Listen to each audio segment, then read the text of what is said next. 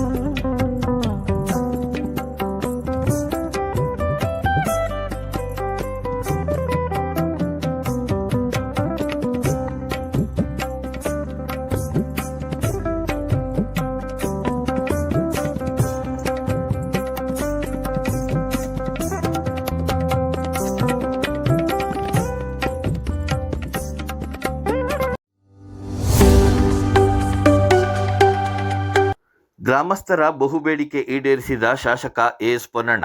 ಬಾಳೆಲೆಯಲ್ಲಿ 27 ಕೋಟಿ ವೆಚ್ಚದ 66 bar 11 KV ಸಾಮರ್ಥ್ಯದ ನೂತನ ವಿದ್ಯುತ್ ವಿತರಣಾ ಕೇಂದ್ರ ಸ್ಥಾಪನೆಗೆ ಶಾಸಕ ಪೊನ್ನಣ್ಣ ಅವರಿಂದ ಭೂಮಿ ಪೂಜೆ ನೆರವೇರಿಸಿ ಮಾತನಾಡಿದ ಶಾಸಕ ಪೊನ್ನಣ್ಣ ಅವರು, ಕ್ಷೇತ್ರದಾದ್ಯಂತ ಗುಣಮಟ್ಟದ ವಿದ್ಯುತ್ ಪೂರೈಕೆ ಕೈಗೊಳ್ಳಲು ಸುಮಾರು 200 ಕೋಟಿಗೂ ಅಧಿಕ ಅನುದಾನವನ್ನು ಕರ್ನಾಟಕ ರಾಜ್ಯ ಕಾಂಗ್ರೆಸ್ ಸರ್ಕಾರ ನೀಡಿದ್ದು, ಹಂತ ಹಂತವಾಗಿ ಈ ಕಾಮಗಾರಿಗಳನ್ನು ಕೈಗೊಳ್ಳಲಾಗುತ್ತಿದೆ. ಬಾಳೆಲೆಯಲ್ಲಿ ಸ್ಥಾಪನೆಗೊಳ್ಳಲಿರುವ ಈ ವಿದ್ಯುತ್ ವಿತರಣಾ ಕೇಂದ್ರದಿಂದ ಬಾಳೆಲೆ ಸುತ್ತಮುತ್ತಲಿನ ಭಾಗದ ರೈತರಿಗೆ ಹಾಗೂ ಸಾರ್ವಜನಿಕರಿಗೆ ಗುಣಮಟ್ಟದ ಹಾಗೂ ನಿರಂತರ ವಿದ್ಯುತ್ ಪೂರೈಕೆ ಕೈಗೊಳ್ಳಲು ಸಹಕಾರಿಯಾಗಲಿದೆ ಎಂದರು. ಇಂಧನ ಸಚಿವರಾದ ಕೆಜೆ ಜಾರ್ಜ್ ಅವರು ಕ್ಷೇತ್ರದ ವಿದ್ಯುತ್ ಕಾಮಗಾರಿಗೆ ಹೆಚ್ಚಿನ ಅನುದಾನ ನೀಡಿರುವುದನ್ನು ಶ್ಲಾಘಿಸಿದರು. ಹಲವು ದಶಕಗಳ ಸಮಸ್ಯೆ ಪರಿಹಾರ ಲಭಿಸಿದ್ದು, ಮುಂದಿನ ವರ್ಷದಲ್ಲಿ ಈ ಭಾಗದ ವಿದ್ಯುತ್ ಸಮಸ್ಯೆ ಬಹುತೇಕ ಬಗೆಹರಿಯುವ ವಿಶ್ವಾಸ ವ್ಯಕ್ತಪಡಿಸಿದರು. ವಿರಾಜಪೇಟೆ ವಿಧಾನಸಭಾ ಕ್ಷೇತ್ರದಲ್ಲಿ 66/11 ಕೆವಿ ಉಪಕೇಂದ್ರಗಳನ್ನು ಸ್ಥಾಪಿಸಿ ಉತ್ತಮ ಗುಣಮಟ್ಟವಾದಂಥ ವಿದ್ಯುತ್ ಶಕ್ತಿ ಸರಬರಾಜು ಆಗಬೇಕು ಅಂತ ಹೇಳೋ ಉದ್ದೇಶದಿಂದ ಹಲವಾರು ಉಪಕೇಂದ್ರಗಳನ್ನು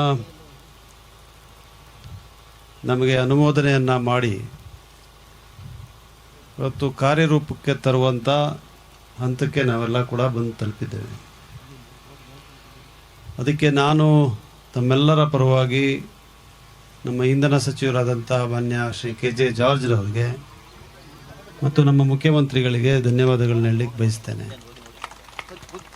ವಿರಾಜಪೇಟೆ ವಿಧಾನಸಭಾ ಕ್ಷೇತ್ರಕ್ಕೇ ಇವತ್ತು 8ರಿಂದ 9 ಉಪಕೇಂದ್ರಗಳನ್ನು ನಮಗೆ ಕೊಟ್ಟಿದ್ದಾರೆ. ಅದರಲ್ಲಿ ಬಹುಶಃ 66/11 ಕೆವಿ 8 ಮತ್ತು ಚೆಸ್ಕಾಂ ವತಿಯಿಂದ 33/11 10 ಉಪಕೇಂದ್ರಗಳನ್ನು ಕೊಡಲಾಗಿದೆ. ಈ ಉಪಕೇಂದ್ರಗಳನ್ನು ಪ್ರಾರಂಭ ಮಾಡಲಿಕ್ಕೆ ಜಾಗವನ್ನು ಗುರುತಿಸಿ ಎಸ್ಟಿಮೇಟ್ಗಳನ್ನು ತಯಾರು ಮಾಡಿ DPR ತಯಾರು ಮಾಡಿ ಟೆಂಡರ್ನಲ್ಲಿ ಭಾಗವಹಿಸುವಂಥ ಸಂದರ್ಭದಲ್ಲಿ ಕೆಲವು ಎಸ್ಟಿಮೇಟ್ ಏನಿದ್ದು ಅದು ಸೂಕ್ತ ಇಲ್ಲ ಅಂಥೇಳಿ ಮತ್ತು ಯೂನಿವರ್ಸಲ್ ಪ್ರೈಸಿಂಗ್ ಅದನ್ನು ಅಳವಡಿಸುವಂಥ ಪ್ರಕ್ರಿಯೆ ಇದೆಲ್ಲವನ್ನು ಕೂಡ ಮಾಡಿ ಇವತ್ತು ಉದಿಕೇರಿನಲ್ಲಿ ಒಂದು ಪ್ರಾರಂಭ ಆಗಿದೆ. ಎರಡನೇದು ಇಲ್ಲಿ ಬಾಳೆಲೆಯಲ್ಲಿ ನಾವು ಇವತ್ತು ಪ್ರಾರಂಭ ಮಾಡ್ತಾಯಿದ್ದೀವಿ. ಬಹುಶಃ ವಿದ್ಯುತ್ ಶಕ್ತಿ ಸಮಸ್ಯೆಯನ್ನು ಇಲ್ಲಿಯ ಸ್ಥಳೀಯರು ಎದುರಿಸಿರೋರಿಗೆ ಗೊತ್ತಿದೆ. ಬಾಳೆಲೆ ಭಾಗದಲ್ಲಿ ಪ್ರಾರಂಭ ಆಗ್ತಾ ಇರುವಂಥ 66/11 ಕೆವಿ ಉಪಕೇಂದ್ರದಿಂದ ಬಾಳೆಲೆಗೆ ದೇವನೂರು, ರಾಜಾಪುರ, ಕಿಸ್ತೂರ, ಮಳಲುಕೋಟೆ, ಪೆಟ್ಟತ್ತೂರು, ಸುಳುಗೋಡು, ಕಿಬ್ಬೈಲ್ ಗ್ರಾಮಗಳಿಗೆ ಉತ್ತಮ ವಿದ್ಯುತ್ ಶಕ್ತಿ ಸರಬರಾಜಾಗಲಿಕ್ಕೆ ಸಾಧ್ಯ ಆಗ್ತದೆ. ಇಷ್ಟು ಗ್ರಾಮಗಳಿಗೆ ಅನುಕೂಲ ಆಗ್ತದೆ. ನಿಟ್ಟೂರು ಅಲ್ಲ ಬರ್ತದೆ, ಇದು ಬಾಳೆಲೆ ಗ್ರಾಮ ಪಂಚಾಯಿತಿಯಲ್ಲಿ. ನಿಟ್ಟೂರು ಗ್ರಾಮ ಪಂಚಾಯಿತಿಗೆ ಒಳಪಡುವಂಥ ಗ್ರಾಮಗಳು ನಿಟ್ಟೂರು, ಕಾರ್ಮಾಡು, ಕೊಟ್ಟಗೇರಿ, ಮಲ್ಲೂರು, ಕುಂಬಾರಗಟ್ಟೆ, ಜಾಗಲೆ, ಒಡ್ಡರ್ಮಾಡು ಗ್ರಾಮಗಳಿರ್ತದೆ ಸೇರಿರ್ತದೆ. ಪೊನ್ನಪ್ಪ ಸಂತೆ ಗ್ರಾಮ ಪಂಚಾಯಿತಿಗೆ ಒಳಪಡುವ ಗ್ರಾಮಗಳು ಪೊನ್ನಪ್ಪ ಸಂತೆ, ಬೀಳೂರು, ನಲ್ಲೂರು, ಬೆಸ್ಗೂರು, ಕೋಣನಕಟ್ಟೆ, ಧೂಪದ ಕೊಲ್ಲಿ ಗ್ರಾಮಗಳಲ್ಲಿ ಸೇರಿರ್ತದೆ.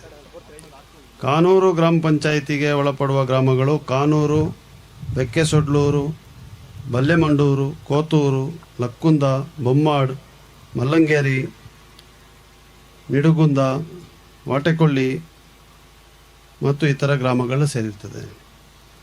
ಗೋಣಿಕೊಪ್ಪ ಶಾಖಾ ವ್ಯಾಪ್ತಿಯಲ್ಲಿ ಒಳಪಡುವ ಗ್ರಾಮಗಳು ತಿತ್ತಿಮತ್ತಿ, ನೋಕ್ಯ, ಧನುಗಾಲ, ಮಾಯಮುಡಿ, ರುದ್ರಬೀಡು, ಬೆಮ್ಮತ್ತಿ, ಭದ್ರಗೊಳ ಮತ್ತು ಇತರ ಗ್ರಾಮಗಳು ಸೇರಿರ್ತದೆ.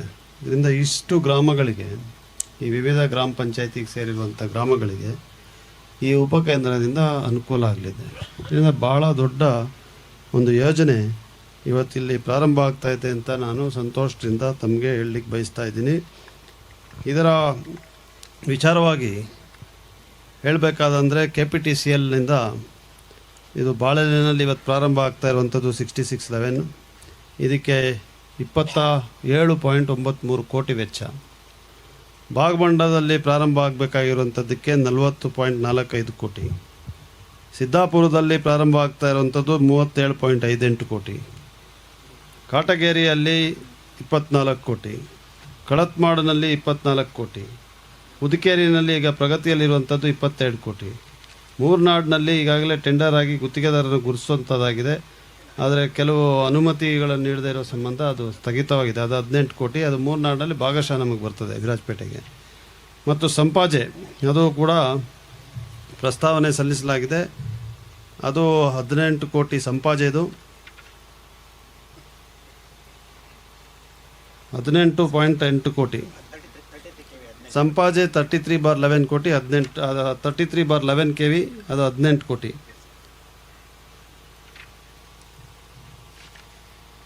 ಮತ್ತು ಪೆರಾಜೆ ಕೂಡ 33/11 KV, ಅದು 8 ಕೋಟಿ. ಇಷ್ಟು ಉಪಕೇಂದ್ರಗಳನ್ನು ಸ್ಥಾಪನೆ ಮಾಡಲಿಕ್ಕೆ ಅನುಮೋದನೆ ದೊರಕಿ ಹಲವಾರು ಕ್ರಮಗಳಿದೆ. ಬಾಳೆಲೆನಲ್ಲಾಗಿರುವಂಥ ಕ್ರಮಗಳನ್ನು ಒಂದು 2 ನಿಮಿಷದಲ್ಲಿ ಓದ್ತೀನಿ, ಯಾಕಂತ ತಮ್ಗೆ ಅರ್ಥ ಆಗಬೇಕು. ಇಲ್ಲ ಭಾಳ ಸುಲಭವಾಗಿ ಆಗೋಗ್ತದೆ ಅಂತ ಜನ ತಿಳ್ಕೊಳ್ತಾರೆ. ಆದರೆ ಒಂದೊಂದು ಪ್ರಕ್ರಿಯೆ ಕೂಡ ತನ್ನದೇ ಆದಂಥ ಎಲ್ಲ ರೀತಿಯಾದಂಥ ಪ್ರಕ್ರಿಯೆಗಳನ್ನು ಒಳಗೊಂಡಿದ ನಂತರ ಸ್ಥಾಪನೆ ಆಗ್ತದೆ. ಇವತ್ತು ಬಾಳೆ ಎಲೆಯಲ್ಲಿ ಇದು ಪ್ರಾರಂಭ ಆಗಬೇಕಾದ್ರೆ ಜಾಗ ಗುರುತಿಸುವಂಥ ಪ್ರಕ್ರಿಯೆ ನಡೀತು. ಜಾಗ ಗುರುತಿಸಿದ ಮೇಲೆ ಈಗ ನಾವು ಸನ್ಮಾನ ಮಾಡಿದ್ವಿ ಸ್ವಾತಿ ಆಂಟಿಯವರ, ಅವರು ಜಾಗವನ್ನು ಕೊಡ್ತೀವಿ ಅಂತ ಹೇಳಿದ್ರು. KPTCL ಖರೀದಿಯನ್ನು ಮಾಡಿದ್ರು ಆ ಜಾಗವನ್ನು.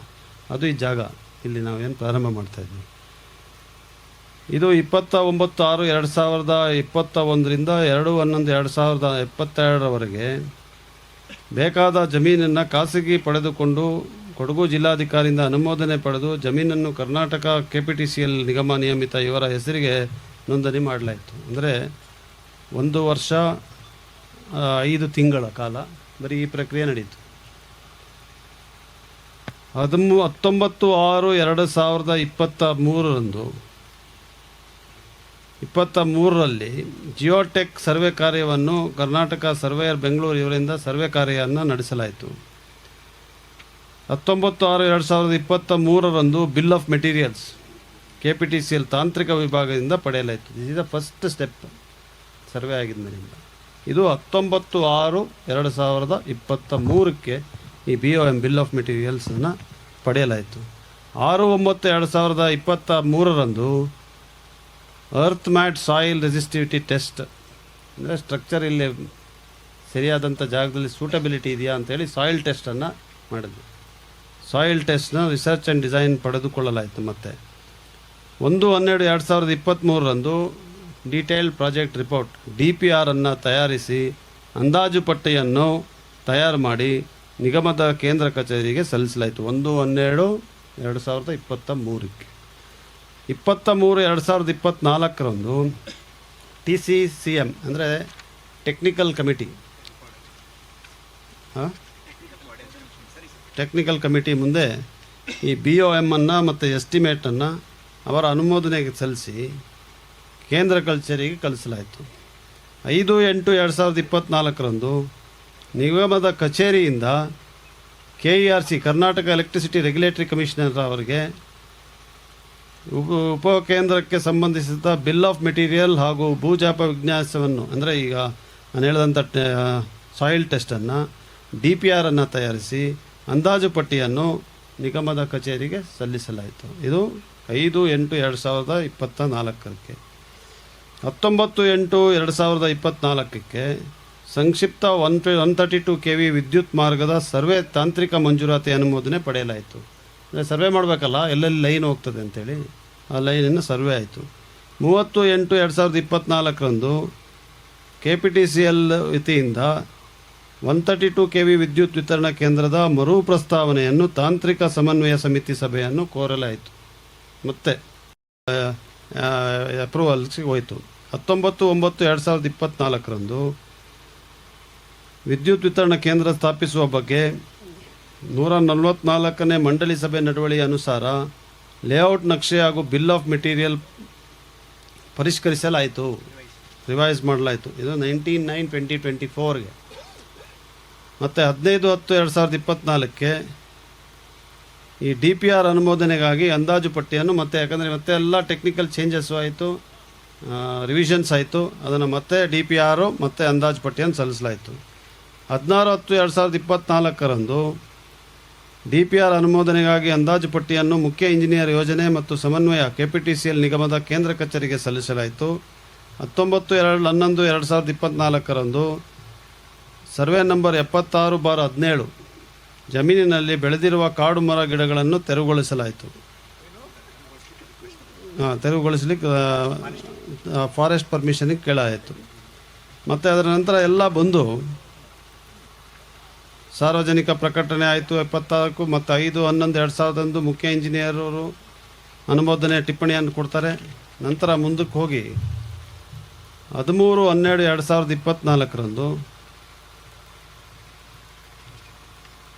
ನಿರ್ಮಾಣ ಮಾಡಲು ಸಾರ್ವಜನಿಕ ಪ್ರಕಟಣೆ ಮಾಡಲಾಯಿತು. ಮತ್ತು 13/12/2024 ಮೊದಲನೇ ಬಾರಿಗೆ ಕರ್ನಾಟಕ ರಾಜ್ಯಪತ್ರದಲ್ಲಿ ಅಧಿಕೃತವಾಗಿ ಪ್ರಕಟಗೊಂಡಿರುತ್ತೆ, ಅಂದರೆ ಗಜೆಟ್ ಆಗಿರುತ್ತೆ. This is on 13/12/2024. 19/2/2025 ಈ ಬಾಳಲೆಯ 66/11 kV ವಿದ್ಯುತ್ ಉಪಕೇಂದ್ರದ ಕಾಮಗಾರಿ ಬಗ್ಗೆ ಎರಡನೇ ಸತಿ ಟೆಂಡರ್ ಕಳಿಸಿ ಈ ಟೆಂಡರ್ ಪ್ರಕ್ರಿಯೆಯನ್ನು ನಡೀತಾ ಇತ್ತು. ಇದು ಮೊದಲನೇ ಟೆಂಡರ್ ನೋಟಿಫಿಕೇಷನ್ 13/11/2024, ಎರಡನೇ ಟೆಂಡರು 71/2/2025, ಮೂರನೇ ಟೆಂಡರು 26/2/2025. ಎರಡು ಟೆಂಡರ್ನಲ್ಲಿ ಟೆಂಡರ್ ಪ್ರಕ್ರಿಯೆ ಪೂರ್ಣಗೊಳ್ಳಲಿಕ್ಕೆ ಸಾಧ್ಯ ಆಗಲಿಲ್ಲ. ಒಬ್ಬರೇ ಬಿಡ್ಡರ್ ಇದ್ದರು ಮತ್ತು ಇಲ್ಲಿ ಬಂದು ಯಾರೂ ಕಾಮಗಾರಿ ಮಾಡಲಿಕ್ಕೆ ತಯಾರಾಗಿರಲಿಲ್ಲ. ಆಮೇಲೆ ಮೂರನೇ ಟೆಂಡರ್ನಲ್ಲಿ ಕರೆದು 29/6/2025 ನೆಗೋಸಿಯೇಷನ್ ಆಗಿ ಈ LOI ಲೆಟರ್ ಆಫ್ ಇಂಟೆಂಟ್ ಅನುಮೋದನೆ ಕೊಟ್ಟಿರುವಂಥದ್ದು ಈ 17/1/2026. ಸೊ ಕಳೆದ 2 ವರ್ಷ 6 ತಿಂಗಳು ಇದೇ ಪ್ರಕ್ರಿಯೆ ನಡೆದಿದೆ. ಈಗ ಸಿಕ್ಕಿದೆ. ಇದರಲ್ಲಿ ನಮ್ಮ BP ಮುತ್ತಣ್ಣನವ್ರು ಇದ್ದಾರಲ್ಲ, ಅವ್ರು ನನ್ನ ಜೊತೆ ಕಾರ್ಯನಿರ್ವಹಿಸ್ತಾ ಇದ್ದಾರೆ. ರಿಟೈರ್ಡ್ ಇಂಜಿನಿಯರ್ ಇದ್ದಾರೆ, ಅವರು ಎಲೆಕ್ಟ್ರಿಸಿಟಿ ಇಂಜಿನಿಯರು. ಅವರು ನಾನು ಬೇಡ ಅನ್ನೋಷ್ಟು ಮಟ್ಟಕ್ಕೆ ಪತ್ರಗಳು ಬರೀತಾರೆ, ಸಂಪರ್ಕ ಮಾಡ್ತಾರೆ. ನಾನೇ ಬೇಡ ಬಿಡಿ ವೆಯ್ಟ್ ಮಾಡೋಣ ಅಂತೀನಿ, ಆದರೆ ಅವ್ರು ಬಿಡೋದಿಲ್ಲ. ಅವ್ರದ್ದು ಭಾಳ ಹೆಚ್ಚು ಮುತುವರ್ಜಿ ಇದೆ. ಇದರಿಂದ ಈ ಟೆಂಡರ್ ಪ್ರಕ್ರಿಯೆ ಕೂಡ ಯಶಸ್ಸಾಗಬೇಕಂತಂದರೆ ಭಾಗವಹಿಸಲಿಕ್ಕೆ ನಾವು ಪ್ರೋತ್ಸಾಹವನ್ನು ಕೊಟ್ಟು ಏನು ಇದಿದೆ ನಿಮ್ಮ ಇವರ ಎಸ್ಟಿಮೇಟ್ಸ್ ಮಾಡುವಾಗ ಇವರು ರೇಟ್ಸ್ ಫಿಕ್ಸ್ ಮಾಡ್ತಾರೆ. ಈ ರೇಟ್ಗಳಿಗೆ ಯಾರೂ ಬಂದು ಕೆಲಸ ಮಾಡೋದಿಲ್ಲ. ಅದು ಇಲ್ಲಿ ಇಂಥ ಭಾಗದಲ್ಲಿ ಕೊಡಗಿನಲ್ಲಿ ಯಶಸ್ವಿಯಾಗಿ ಮಾಡೋಕ್ಕೆ. ಆದರೆ ಇವರು ಇಡೀ ರಾಜ್ಯಕ್ಕೆ ಒಂದೇ ರೇಟ್ಸ್ ಫಿಕ್ಸ್ ಮಾಡಿಬಿಟ್ಟಿದ್ದಾರೆ. ಅದರಿಂದ ಇಲ್ಲಿ ಬಂದು ಗುಡ್ಡಗಾಡು ಪ್ರದೇಶದಲ್ಲಿ ಕೆಲಸ ಮಾಡೋದಕ್ಕೂ ಸಾಧಾರಣವಾದಂಥ ಜಮೀನಿನಲ್ಲಿ ಮಾಡೋದಕ್ಕೂ ವ್ಯತ್ಯಾಸ ಇರ್ತದೆ. ಸೊ ಇವರು ಯೂನಿವರ್ಸಲ್ ರೇಟ್ಸಿಂದ ಸ್ವಲ್ಪ ನಮಗೆ ತಡ ಆಯಿತು. ಕರೆಕ್ಟ್ ಅಲ್ವ? ಅದರಿಂದ ಇಲ್ಲಿಗೆ ನೀವು ಕೊಡಗಿಗೆ ಸ್ವಲ್ಪ ಕೊಡಗು ಚಿಕ್ಕಮಗಳೂರು ಸ್ಪೆಷಲಾಗಿ ಕನ್ಸಿಡರ್ ಮಾಡಿ ನಂತರ ನಾನು ಕೂಡ ಇದು ಸ್ಪೆಷಲಾಗಿ ಕನ್ಸಿಡರ್ ಮಾಡಿ ಅಂತ ಬರೆದು ಪತ್ರದ ನಂತರ 17/1/2026 ನಡೆದು ಈಗ ಅವ್ರಿಗೆ ವರ್ಕ್ ಆರ್ಡರನ್ನು ಕೊಟ್ಟು ಇವತ್ತು ತಮ್ಮೆಲ್ಲರ ಸಹಕಾರದಿಂದ ನಾವೆಲ್ಲ ಕೈ ಜೋಡಿಸಿ ಈ ಒಂದು ಗುದ್ದಲಿ ಪೂಜೆಯನ್ನು ಮಾಡ್ತಾ ಇದ್ದೀವಿ. ಇದರಿಂದ ಈಗಾಗಲೇ ನಾನು ತಿಳಿಸಿದಾಗೆ ಹಲವಾರು ಗ್ರಾಮಗಳಿಗೆ ಹೆಚ್ಚು ಸಹಕಾರ ಆಗ್ತದೆ. ಇದರಿಂದ ಭಾಳಷ್ಟು ಲಾಭ ಈ ಭಾಗದ ಜನರಿಗೆ ಆಗ್ತಾ ಇದೆ. ತಮಗೆಲ್ಲರಿಗೂ ಕೂಡ ಶುಭವನ್ನು ಕೋರ್ತೇನೆ, ಅಭಿನಂದನೆಗಳನ್ನು ಸಲ್ಲಿಸ್ತೇನೆ. ನಮಗೆ ಒಂದು ಉಪಕೇಂದ್ರ ಸ್ಥಾಪನೆ ಮಾಡಬೇಕಾದ್ರೆ ಜಾಗ ಅತಿ ಅವಶ್ಯಕ. ಈ ಜಾಗವನ್ನು ಗುರುತಿಸ್ಕೊಡ್ಲಿಕ್ಕೆ ನಮ್ಮ ಚರ್ಮಣ್ಣ ಅವರು ಇಲ್ಲಿದ್ದಾರೆ, ಆಮೇಲೆ ನಮ್ಮ ವಿಠಲ ಇವರು ಭಾಳಷ್ಟು ಶ್ರಮೆಯನ್ನು ವಹಿಸಿದ್ದಾರೆ. ಆಮೇಲೆ ನಮ್ಮ ಸ್ವಾತಿ ಆಂಟಿ ಅವರು ಜಾಗವನ್ನು ಮಾರ್ತೀನಿ ಅಂಥೇಳಿ ಒಪ್ಕೊಂಡಿದ್ದಾರೆ. ನಮಗೆ ಈಗ ಇಲ್ಲಿ ಉದಿಕೇರಿಯಲ್ಲಿ ಕೂಡ ಜಾಗ ಗುರುಸುವಾಗ ನನ್ನ ಜಾಗ ಇತ್ತು, ಕೊಡ್ತೀನಿ ಅಂತ ಹೇಳಿದೆ. ನಾನು ಕೊಟ್ಬಿಟ್ರೆ ನನ್ನ ಜಾಗ ಕೊಟ್ಬಿಟ್ಟಿದ್ದೀನಿ ಅಂತ ಎಲ್ಲಿ ಲಾಭ ಆಗುತ್ತೆ ಅಂತ ಬೇಡ ಅಂದ್ಬಿಟ್ರು. ಈಗ ಹಿಂದೆಗಡೆ ಹೋಗಿ ಹಾಕಿದರೆ ಮಳೆ ನೀರು ಸೋರ್ತಾ ಇದೆ ಅಲ್ಲಿ. ಆದರೆ ಆ ಥರ ಆಗಲ್ಲ, ಇದು ಭಾಳ ಚೆನ್ನಾಗಿದೆ ಜಾಗ, ಇದು ಒಳ್ಳೆ ಥರ ಗುರುತಿಸಿದ್ದಾರೆ. ಅದಕ್ಕೆ ಇಲ್ಲಿ ಒಳ್ಳೆಯದಾಗಲಿ. ಆದರೆ ಅತಿ ಬೇಗ 1 ವರ್ಷದಲ್ಲಿ ಮಾಡ್ತೀವಿ ಅಂತ ಹೇಳಿದ್ದಾರೆ ಅವರು. 1 ವರ್ಷದಲ್ಲಿ ಈ ಕಾಮಗಾರಿ ಪ್ರಾರಂಭವಾಗಿ ಪೂರ್ಣಗೊಳ್ಳಿ ಮತ್ತು ವಿದ್ಯುತ್ ಸರಬರಾಜು 66.7 kV ಸಬ್ಸ್ಟೇಷನ್ ಮೂಲಕ ಈ ಎಲ್ಲ ಗ್ರಾಮಗಳಿಗೆ ಸಿಕ್ಕಿ ಒಳ್ಳೆಯ ವಿದ್ಯುತ್ ಶಕ್ತಿ ದೊರಕುವಂಥ ಎಲ್ಲ ಜನರಿಗೂ ಬೆಳೆಗಾರರಿಗೆ, ಬಡವರಿಗೆ, ಕಾರ್ಮಿಕರಿಗೆ ಎಲ್ಲರಿಗೂ ಕೂಡ ಒಳ್ಳೆ ವಿದ್ಯುತ್ ಶಕ್ತಿ ಗುಣಮಟ್ಟವಾಗಿ ದೊರಕುವಂತ ಆಗಲಿ ಅಂತ ಹಾರೈಸಿ KPTCLನವ್ರಿಗೆ, ಇಂಧನ ಸಚಿವರಿಗೆ ಮತ್ತು ಎಲ್ಲ ಇಲ್ಲಿ ವೇದಿಕೆ ಮೇಲಿರುವಂಥ ಎಲ್ಲ ಇಂಜಿನಿಯರ್ಗಳಿದ್ದಾರೆ, ಮುಖ್ಯ ಇಂಜಿನಿಯರ್ಸ್ ಇದ್ದಾರೆ, ಎಲ್ಲರೂ ಕೂಡ ಹೆಚ್ಚು ಶ್ರಮ ವಹಿಸ್ತಾರೆ. ಭಾಳ ಶಿಸ್ತಿನ ಒಂದು ಸಂಸ್ಥೆ ತಮ್ಮದು KPTCLದು. ನೀವು ಭಾಳ ಚೆನ್ನಾಗಿ ಕಾರ್ಯನಿರ್ವಹಿಸ್ತಾ ಇದ್ದೀರಾ. ಚೆಸ್ಕಾಮ್ನವರು ಭಾಳ ನಾವು ಮಳೆ ಅಂತ ಸಂದರ್ಭದಲ್ಲಿ ಕೂಡ ಚೆಸ್ಕಾಮ್ನ ಲೈನ್ ಮ್ಯಾನ್ಗಳಿರ್ಬೋದು, KPTCLನ ಲೈನ್ ಮ್ಯಾನ್ಗಳಿರ್ಬೋದು, ನೂರಾರು ಕಂಬಗಳು ಬೀಳ್ತದೆ, ಮಳೆಗೆ ಮರಗಳು ಬೀಳ್ತದೆ, ಕಂಬ ಒಡೆದೋಗ್ತದೆ. ಹೋದ ವರ್ಷ 1400 ಕಂಬಗಳನ್ನು ಕೇವಲ 2-3 ತಿಂಗಳ ಒಳಗಡೆ ದಿವಸಕ್ಕೆ 10-12 ಕಂಬದಂತೆ ಬದಲಾಯಿಸಿದ್ದಾರೆ.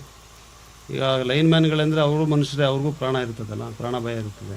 ಮಳೆಗಾಲದಲ್ಲಿ ಗಾಳಿ ನಿಮಗೆ ಗೊತ್ತಿದೆ, ಮಿಂಚು ಬಡಿತಾ ಇರ್ತದೆ, ಅದರಲ್ಲಿ ನಾವು ಅವ್ರನ್ನ ಹತ್ತಿಸ್ತೀವಿ ಮೇಲ್ಗಡೆ. ಆ ರೀತಿಯಾಗಿ ಶ್ರಮವಹಿಸಿ ಕೆಲಸ ಮಾಡ್ತಾರೆ. ಭಾಳಷ್ಟು ಲೈನ್ ಮ್ಯಾನ್ಗಳಲ್ಲಿ ಬಂದಿದ್ದಾರೆ. ತಮಗೂ ಕೂಡ ನಾನು ಧನ್ಯವಾದಗಳನ್ನು ಹೇಳ್ತೀನಿ. ತಮ್ಮ ಶ್ರಮೆಯನ್ನು ನಾವೆಲ್ಲ ಕೂಡ ಗುರುತಿಸ್ತೀವಿ, ನೀವೇನು ಬೇಸರ ಪಟ್ಕೋಬೇಡಿ. ಬಟ್ ಇಲ್ಲಿಂದ ಹೋಗ್ಲಿಕ್ಕೆ ಟ್ರಾನ್ಸ್ಫರ್ಗೆ ಬರಬೇಡಿ. ನನ್ನ ಹತ್ರ ಇಲ್ಲಿಗೆ ಬರೋಂಗಿದ್ರೆ ಎಷ್ಟು ಜನ ಬೇಕಾದ್ರೆ ಸ್ವಾಗತ. ಇಲ್ಲಿಂದ ವಾಪಸ್ ಹೋಗೋಕ್ಕೆ ಮೊನ್ನೆ ಯಾರೋ ಬಂದರು, ಅವ್ರಿಗೆ ಸ್ವಲ್ಪ ಬೈದ್ಬಿಟ್ಟೆ ನಾನು.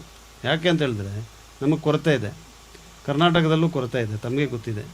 ಅದರಲ್ಲಿ ಜನ ಇದನ್ನೆಲ್ಲ ಅರ್ಥ ಮಾಡ್ಕೊಳ್ಳಲ್ಲ. ನಾವು ಎಷ್ಟೇ ಮಾತಾಡ್ಬೋದು. ಕರೆಂಟ್ ಹೋದಾಗ ಕರೆಂಟ್ ಎಲ್ಲಿ ಅಂತಾರೆ, ಲೈನ್ ಮ್ಯಾನ್ ಇಲ್ಲ, ಪೊನ್ನಣ್ಣ ತಂದಿಲ್ಲ ಲೈನ್ ಮ್ಯಾನ್ ಅಂತ. ನಾನೀಗ ಲೈನ್ ಮ್ಯಾನ್ಗಳು ಸೃಷ್ಟಿ ಮಾಡೋಕ್ಕಾಗೋದಿಲ್ಲ. ಈಗ ಇಲ್ಲಿ ಇದ್ದಂಥ ಪರಿಸ್ಥಿತಿ ಏನಿದೆ 2 ವರ್ಷಕ್ಕೆ ಇದು ಮೊದಲು, ಇವತ್ತಿನ ಲೈನ್ ಮ್ಯಾನ್ ಪರಿಸ್ಥಿತಿ ಏನಿದೆ ಅಂತ ತಾವು ನೋಡಬೇಕು. ಅದನ್ನು ಬಿಟ್ಬಿಟ್ಟು ಐತಿಹಾಸಿಕವಾಗಿ 90% ಲೈನ್ ಮ್ಯಾನ್ಗಳ ಕೊರತೆ ಇದ್ದಿದ್ದನ್ನು ನೀವು 2 ವರ್ಷದಲ್ಲಿ ತುಂಬಿಸ್ಬಿಡಿ ಅಂದರೆ ಸಾಧ್ಯ ಆಗೋದಿಲ್ಲ.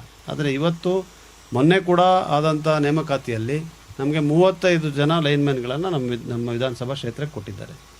ಡಿವಿಷನ್ ವೈಸ್ ನಮ್ಮದು ಸಣ್ಣದು, ಭೌಗೋಳಿಕವಾಗಿ ದೊಡ್ಡ ಪ್ರದೇಶ ಇದ್ದರು, ಡಿವಿಷನ್ ವೈಸ್ ಸಣ್ಣದು. 35 ಕೊಟ್ಟಿದ್ದೀರಲ್ಲ, ನಿಮಗೆ ಗೊತ್ತಿಲ್ಲ, ಚೆಸ್ಕಾಮ್ನವ್ರು ಗೊತ್ತಿರೋದು 19 ಮಾತ್ರ ಬಂದಿದ್ದಾರೆ. ಮತ್ತು ಎಲ್ಲ ಹೊರಗಡೆ ಉತ್ತರ ಕರ್ನಾಟಕದಿಂದ ಬರ್ತಾರೆ. ಅವ್ರು ಇಲ್ಲಿ ಬಂದು ಕೆಲಸ ಮಾಡೋದು ಕಷ್ಟ ಅವ್ರಿಗೆ ಜಾಸ್ತಿ ಬಹುತೇಕ. ಈ ಬಾರಿ ಸ್ಥಳೀಯವಾಗಿ ಗುರುತಿಸಿ ನೇಮಕಾತಿ ಮಾಡಿ ಅಂತ ಅವ್ರಿಗೆ ಮನವಿ ಮಾಡಿದ್ವಿ, ಗೊತ್ತಿಲ್ಲ ಏನು ಮಾಡಿದ್ದಾರೆ ಅಂತ. ಮತ್ತು ಅದೇ ಥರ ಮಾಡಿದ್ದಾರೆ. ಅದೇನೇ ಇರಲಿ, ಈಗ 19 ಜನ ಬರ್ತಾರೆ. ಮಳೆಗಾಲದಲ್ಲಿ ನಮಗೆ ವಿಶೇಷವಾಗಿ ಹೆಚ್ಚಾಗಿ ಲೈನ್ ಮ್ಯಾನ್ ಕೊಡುವಂಥ ಕೆಲಸವನ್ನು ಮಾಡ್ತಾರೆ. ಅದರಿಂದ ಅವ್ರಿಗೂ ಕೂಡ ಧನ್ಯವಾದಗಳು. ತಾವೆಲ್ಲ ಇಲ್ಲಿ ದೊಡ್ಡ ಸಂಖ್ಯೆಯಲ್ಲಿ ಸೇರಿದ್ದೀರಿ. ಈ ಕಾರ್ಯಕ್ರಮ ಯಶಸ್ಸಾಗಿ ನಡೀಲಿ ಅಂತ ಹಾರೈಸ್ತೇನೆ. ಕಂಡಕ್ಟರ್ನ ಅಳವಡಿಸಿ, ಇನ್ಸುಲೇಟೆಡ್ ಕೇಬಲ್ಸ್ನ ಹಾಕಿ, ಹೊಸ ಟ್ರಾನ್ಸ್ಫಾರ್ಮರ್ಸನ್ನು ಕೊಟ್ಟು, ಹೊಸ ಕಂಬಗಳನ್ನು ಕೊಟ್ಟು, ನಾವು ಇಡೀ ವಿರಾಜಪೇಟೆ ವಿಧಾನಸಭಾ ಕ್ಷೇತ್ರಕ್ಕೆ 128 ಕೋಟಿ ವೆಚ್ಚದಲ್ಲಿ ಕೆಲಸವನ್ನು ಮಾಡಿದ್ದೀವಿ. ಚೆಸ್ಕಾಮ್ ಕಡೆಯಿಂದ ಮಾಡಿಸಿದ್ವಿ, ಚೆಸ್ಕಾಮ್ನಿಂದ. ಇನ್ನು ಅದರ ಹೆಚ್ಚುವರಿ ಕಾಮಗಾರಿಗೆ ನಾವು ಬೇಡಿಕೆಯನ್ನು ಇಟ್ಟಿದ್ವಿ. ಅವ್ರ ಪಾಪ ನಮ್ಮ ಇಂಜಿನಿಯರ್ ಒಬ್ಬರು ನಿವೃತ್ತರಾದವರು ಹೇಳಿದ್ರು, ಇಂಥದ್ದು ನಾನು ಇಡೀ ನನ್ನ ವೃತ್ತಿ ಬದುಕಲ್ಲೇ, ಅಂದರೆ ಅವರ ಸೇವೆಯಲ್ಲೇ ನಾನು ನೋಡಿರಲಿಲ್ಲ, ಇದು ಪೊನ್ನಣ್ಣವ್ರು ಬಂದ ಮೇಲೆ ತೊಗೊಂಬಂದ್ರು ಅಂತ ಅವ್ರ ಪಾಪ ಇಂಜಿನಿಯರ್ ಹೇಳಿದ್ರು.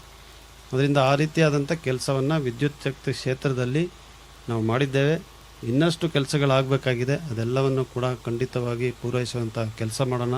ಇದರ ಹಿಂದೆ ಪರೋಕ್ಷವಾಗಿ ನೇರವಾಗಿ ಶ್ರಮಿಸಿರುವಂಥ ಅನೇಕರು ಇರ್ತಾರೆ. ನನಗೆ ಹೆಸರು ಬಿಟ್ಟೋಗಿದರೆ ಅದೇನು ಉದ್ದೇಶಪೂರ್ವಕವಾಗಲ್ಲ. ಆದರೆ ಎಲ್ಲರನ್ನೂ ಕೂಡ ಇವತ್ತು ನಾವು ಧನ್ಯವಾದಗಳನ್ನು ಹೇಳಲಿಕ್ಕೆ ಬಯಸ್ತೀನಿ. ಯಾವುದೇ ಒಂದು ಇಂಥ ಮಹತ್ವಾಕಾಂಕ್ಷಿ ಯೋಜನೆ ಆಗಬೇಕಾದ್ರೆ ಒಬ್ಬರಿಬ್ಬರಿಂದ ಸಾಧ್ಯ ಆಗೋದಿಲ್ಲ. ಎಲ್ಲರೂ ಕೂಡ ಕೈ ಜೋಡಿಸ್ಬೇಕು, ಸಹಕರಿಸಬೇಕು. ಸ್ಥಳೀಯರು ಹೆಚ್ಚಾಗಿ ಅದಕ್ಕೆ ಸಹಕಾರವನ್ನು ಕೊಡಬೇಕು. ಕೊಟ್ಟಾಗ ಮಾತ್ರ ಮಾಡಲಿಕ್ಕೆ ಸಾಧ್ಯ ಆಗುತ್ತೆ. ಇನ್ನು ಮುಂದೆ ನಾವು ಸಿದ್ದಾಪುರದ್ದು ಕಲತ್ ಮಾಡೋದು ಇದೆಲ್ಲ ಕೂಡ ಮಾಡುವಂಥದ್ದನ್ನು ಪ್ರಾರಂಭ ಮಾಡ್ತೀವಿ ಆದಷ್ಟು ಬೇಗ. ಅದೆಲ್ಲದಕ್ಕೂ ಕೂಡ ನೀವು ಅನುಕೂಲ ಮಾಡಿಕೊಡ್ಬೇಕು ಅಂತ ನಾನು ಇಂಜಿನಿಯರ್ಗಳಲ್ಲಿ ಕೇಳ್ಕೊಳ್ತಾ ಇದ್ದೀನಿ. ಆದರೆ ಒಂದು ಹೇಳ್ತೀನಿ, ನಾನು ನಮ್ಮ ಭಾಗದಿಂದ ಬಂದಿರೋದು ಇಂಧನ ಸಚಿವರು.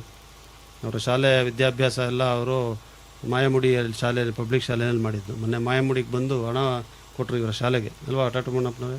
ಸೊ ಅದರಿಂದ ಅವ್ರು ನಾವು ಕೇಳಿದಾಗ ಒಂದು ನಿಮಿಷ ಕೂಡ ಅವರು ಹಿಂದೆ ನೋಡೋದಿಲ್ಲ, ಅನುಮೋದನೆ ಕೊಡ್ತಾರೆ. ನೀವು ಇದನ್ನು ಅನುಷ್ಠಾನಕ್ಕೆ ತರುವಂಥ ಕೆಲಸ ತಾವು ಮಾಡಬೇಕು. ತಮಗೆಲ್ಲ ರೀತಿಯಾದಂಥ ಸಹಕಾರವನ್ನು ನಾವು ಕೊಡ್ತೀವಿ. ಕರ್ನಾಟಕ ರಾಜ್ಯ chief electrical officer Theethira Roshan Appachu ಅವರು ಮಾತನಾಡಿ, ಸರ್ಕಾರದ ವತಿಯಿಂದ ಜಿಲ್ಲೆಯ ವಿದ್ಯುತ್ ಸಮಸ್ಯೆ ಪರಿಹಾರಕ್ಕೆ ನಿರೀಕ್ಷೆಗೂ ಮೀರಿ ಅನುದಾನ ಲಭ್ಯವಾಗಿದೆ. ವಿಶೇಷವಾಗಿ ಪೊನ್ನಂಪೇಟೆ ತಾಲೂಕಿನ ಹಲವು ಗ್ರಾಮೀಣ ಭಾಗದ ವಿದ್ಯುತ್ ಸಮಸ್ಯೆಗೆ ಪರಿಹಾರ ಸಿಗಲಿದೆ ಎಂದರು. ಓಕೆ, ನಾನು ಮುಖ್ಯ ವಿದ್ಯುತ್ ಪರಿವೀಕ್ಷಕನಾಗಿ ಕೆಲಸ ಮಾಡ್ತಾ ಇದ್ದೀನಿ. ಪೊನ್ನಪೇಟೆ ತಾಲೂಕಲ್ಲಿ ನಾವು ಈ ಪೊಸಿಷನ್ಗೆ ಬಂದಾಗ ಬರೀ ಒಂದೇ ಒಂದು ಸ್ಟೇಷನ್ ಇತ್ತು, 66/11 kV. ಈಗ ಶ್ರೀಮಂಗಲದಲ್ಲಿ ಒಂದು ಸ್ಟೇಷನ್ ಆಗಿದೆ, ಉದಿಕೇರಿಯಲ್ಲಿ ಒಂದು ಸ್ಟೇಷನ್ ಆಗಿದೆ. ಅದೇ ರೀತಿ ಇವತ್ತು ಬಾಳಲೆ ಇದರಲ್ಲಿ ಒಂದು 66/66/11 kV ಸ್ಟೇಷನ್ ಆಗಿದೆ. ಗುದ್ದಲಿ ಪೂಜೆ ಮಾನ್ಯ ಶಾಸಕರು ಹಾಗೂ ಮುಖ್ಯಮಂತ್ರಿಗಳ ಕಾನೂನು ಸಲಹೆಗಾರರಾಗಿರ್ತಕ್ಕಂಥ ಎಸ್ ಪೊನ್ನಣ್ಣನವರು ನೆರವೇರಿಸಿದ್ದಾರೆ. ಪೊನ್ನಪೇಟೆ ತಾಲೂಕಲ್ಲಿ ಹೇಳಬೇಕಾದ್ರೆ ಈ 4 ಸ್ಟೇಷನ್ ಆದರೆ ಇಡೀ ಪೊನ್ನಪೇಟೆ ಕ್ಷೇತ್ರದಲ್ಲಿ ಕರೆಂಟದ ಪ್ರಾಬ್ಲಮ್ ಇರಲ್ಲ ಅಂತ ನನ್ನ ಅನಿಸಿಕೆ. ಯಾಕೆಂದರೆ ಇಲ್ಲಿ ಯಾವ ಥರದ ಇಂಡಸ್ಟ್ರಿಯಲ್ ಲೋಡ್ ಇಲ್ಲ. ಎಲ್ಲ ಕೇಳೋದು ಸ್ವಿಚ್ ಹಾಕಿದಾಗ ಸ್ವಲ್ಪ ಕರೆಂಟ್ ಹರಿಲಿ, ಆಮೇಲೆ ಒಂದು ತೋಟದ ಕೆಲಸ ಆದಮೇಲೆ, ತೋಟ ಕಾಫಿ ಕೊಯ್ದ ಮೇಲೆ ಒಂದು 2-3 ತಿಂಗಳವರೆಗೆ ಒಂದು ಸ್ವಲ್ಪ ನೀರು ಹಾರಿಸಲಿಕ್ಕೆ ಕರೆಂಟ್ ಚೆನ್ನಾಗಿರಲಿ, ಅದ್ರ ಮೇಲೂ ಕೇಳಲ್ಲ. ಈ ಪ್ರಾಬ್ಲಮ್ ಸಾಲ್ವ್ ಆಗುತ್ತೆ ಅಂತ ನಾನು ಬಯಸಿದ್ದೀನಿ. ಅದೇ ರೀತಿ ಇವತ್ತು ಗುದ್ದಲಿ ಪೂಜೆ ಆಗಿದೆ ಬಾಳಲೆಯಲ್ಲಿ. ಬಾಳಲೆ ಈ ಸ್ಟೇಷನ್ ಆದರೆ ಸುಮಾರು ಈ ಸುತ್ತಮುತ್ತ ಒಂದು 6-7 ವಿಲೇಜಸ್ ಕರೆಂಟ್ ಪ್ರಾಬ್ಲಮ್ ಸಾಲ್ವ್ ಆಗುತ್ತೆ. ಇವತ್ತು ಇನಾಗ್ರೇಷನ್ ಮಾಡಿದ್ದು, ಈ ಗುದ್ದಲಿ ಪೂಜೆ ಮಾಡಿದ ನಮ್ಮ ಶಾಸಕರಿಗೆ ಭಾಳ ತುಂಬು ಹೃದಯದ ಧನ್ಯವಾದವನ್ನು ಅರ್ಪಿಸಲಿಕ್ಕೆ ಇಷ್ಟಪಡ್ತೇನೆ. ವಿದ್ಯುತ್ ನಿಗಮದ ಅಧಿಕಾರಿಗಳು ಶಾಸಕ ಪೊನ್ನಣ್ಣ ಅವರನ್ನು ಸನ್ಮಾನಿಸಿ ಗೌರವಿಸಿದರು. ಸ್ಥಳ ದಾನಿಗಳನ್ನು ಶಾಸಕ ಪೊನ್ನಣ್ಣನವರು ಸನ್ಮಾನಿಸಿ ಗೌರವಿಸಿದರು.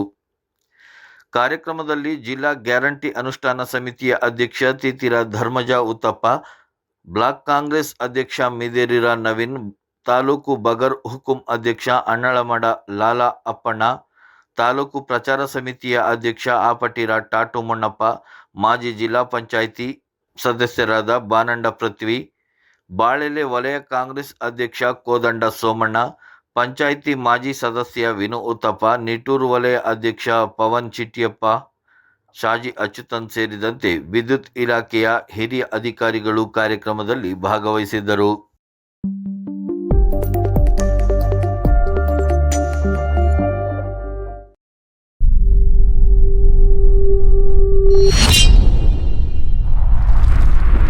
ಕೊಡಗು ಧ್ವನಿ ಡಿಜಿಟಲ್ ಮೀಡಿಯಾ, ಇದು ಕೊಡಗಿನ ನಂಬರ್ 1 ಯೂಟ್ಯೂಬ್ ಚಾನಲ್.